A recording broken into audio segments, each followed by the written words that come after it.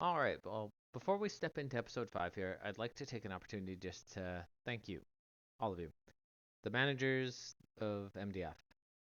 It's your engagement, it's your willingness to discuss trades, grind the waiver wire, do your research, come to the rookie draft prepared, eh, set optimal lineups to the best of your ability. Everything you guys do is what makes this league fun. It would lose its luster if we had half the league just not engaged because we've all been in those leagues where you might as well write off players on certain squads. They're not available for trade because you just can't even get a response. You can't get any communication. Rookie draft comes around, it might as well be an auto pick. And it really does kill a lot of the fun. It feels just less competitive. It feels less engaging. You just feel less motivated to put your time and effort into league when you've got people who aren't. So once again, thank you guys for everything you do. I mean, I can set the rules, I can set the times of drafts, I can try and help this place roll, I can try and push engagement through things like this, but without you guys, it wouldn't matter. So again, appreciate it. Thank you, and let's get going. Episode 5. We're looking at ChewieSan. Now, it's been a tough year, as evidenced by the 3-11 record. Definitely not a situation where there's been a lot of success. All league record 1477 actually implies that we should be seeing a worse record at 2.2 and 11.8. Points for explains where we're at with this. Like 522 is the lowest mark in the league.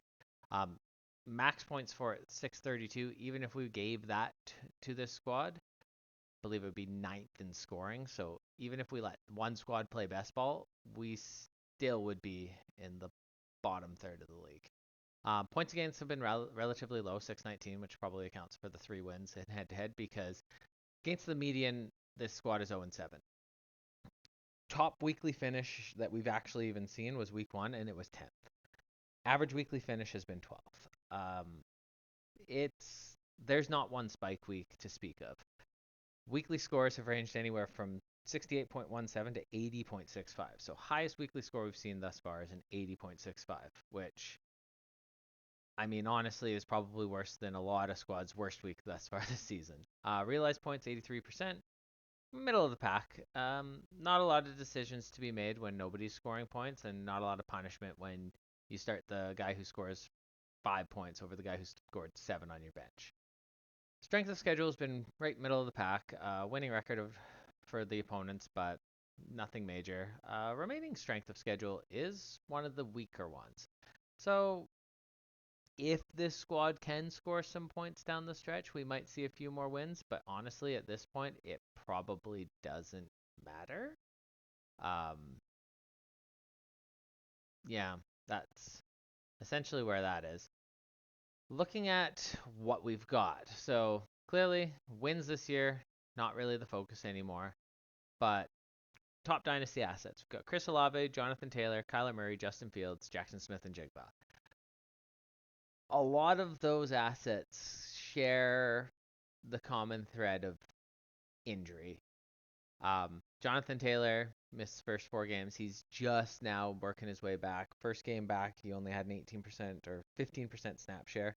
Last 2 games, 42, 50%. So it's a situation where he got the big contract. He's locked in long term. Colts obviously aren't going to risk him unnecessarily. And the ramp up looks like week 8, we might finally see Jonathan Taylor really start to push beyond that 50% snap share.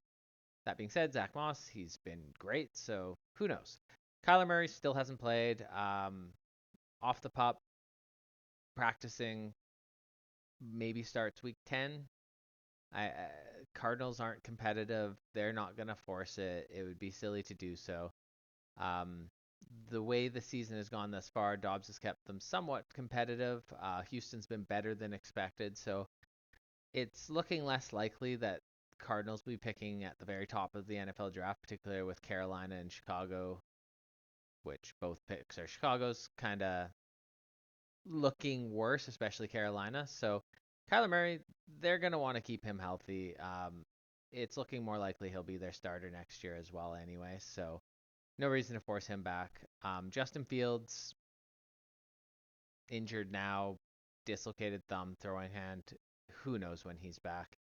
Um, and with Carolina's pick in Chicago's back pocket, unless Tyson Bagent manages to game manage to a couple more wins, it's going to be an interesting offseason for Justin Fields.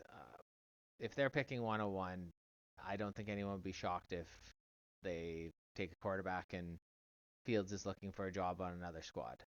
Jackson Smith and Jigba, he was drafted by a team that has two established wide receivers. It's not a surprise that it's been a bit of a slow start, slow burn. Last week we did see some encouraging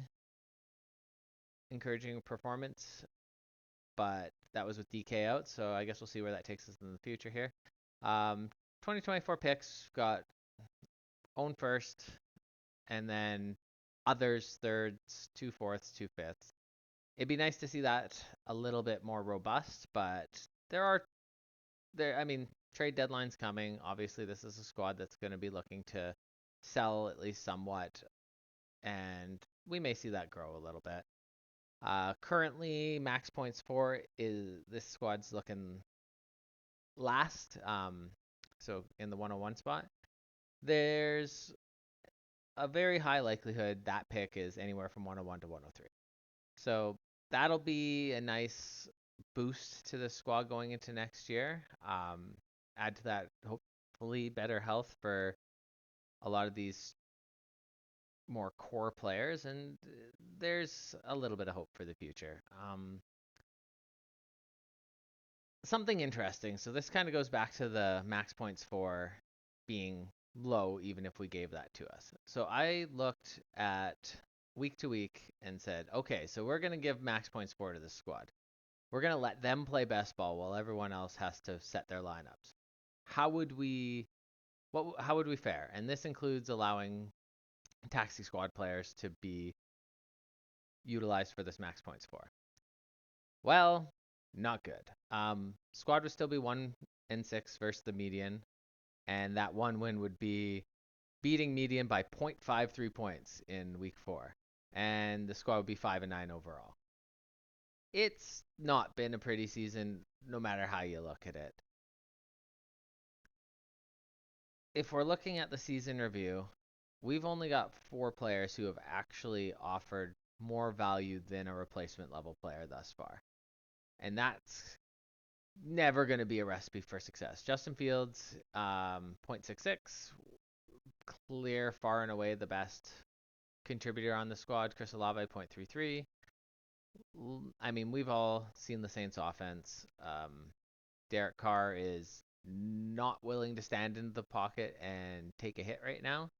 The targets are there, but the quality of the targets are not. Terry McLaurin, 0.22, is what it is. Commanders have not been exciting. Jonathan Taylor, 0.15, and that's with his 3 games back, and one in which he was sub 20% snap share. So encouraging that he's come back. He looks healthy. He's got some juice. That's something that will rise as he plays more games. Javonte Williams, Jake Ferguson, Tyler Conklin, Brandon Cooks. I mean, this tells you everything you need to know. Kayshon Boutte, just because he hasn't played, cracks the top 10. Malik Davis, picked up off waivers last week, cracks the top 10. So, and I mean, like, they're sub 0, but yeah, there's just not a lot going on right now with this squad. 13th rank in terms of the combined warp of the top 10 players. I don't know if there's really much more to say, to be honest. It's a squad looking to the future. It's a squad that's going to be active as we lead up to the trade deadline here. And having that first of their own is big because that's going to be a good piece. Picking early in the poach always helps. I mean, that's the point of the poach, right? It helps with these rebuilds turning around a lot faster because those top 3, maybe 5 picks in the poach can be game changers. Last year we saw Nick Chubb, Matthew Stafford, Alvin Kamara go. David Montgomery was 4th pick in the poach. Like all 4 of those players at points this year have been big contributors, and really only injury has kept them from being greater contributors. So we'll see how it goes. But yeah, that's essentially it for this one. So till the next one, I'm out.